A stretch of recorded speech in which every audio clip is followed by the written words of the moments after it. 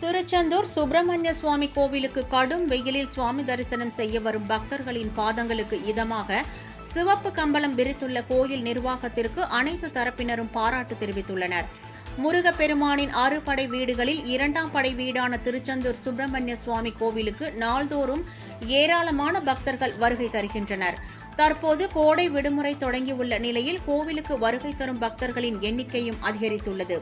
பொது தரிசனம் மற்றும் 100 ரூபாய் கட்டண தரிசன பாதை வழியாக செல்லும் பக்தர்கள் கோவிலின் வடபுறம் வள்ளி குகை வழியாக வெளியே வருகின்றனர்.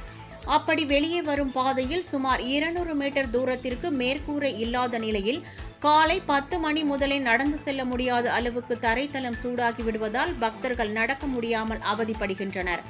இந்த நிலையில் கோவிலில் தரிசனம் முடித்துவிட்டு வெளியே வரும் பக்தர்களின் கால் சூட்டை தணிப்பதற்காக மேற்கூரையில்லா 200 மீட்டர் தூரத்திற்கும் சிவப்பு வண்ண கம்பளம் விரிக்கப்பட்டுள்ளது.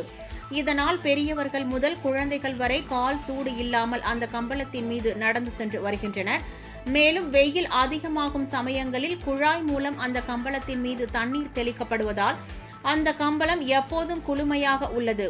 கோடை காலத்தில் பக்தர்களின் வசதிக்காக சிவப்பு கம்பளம் விரித்த கோவில் நிர்வாகத்திற்கு பொதுமக்களும் பக்தர்களும் நன்றி தெரிவித்துள்ளனர்.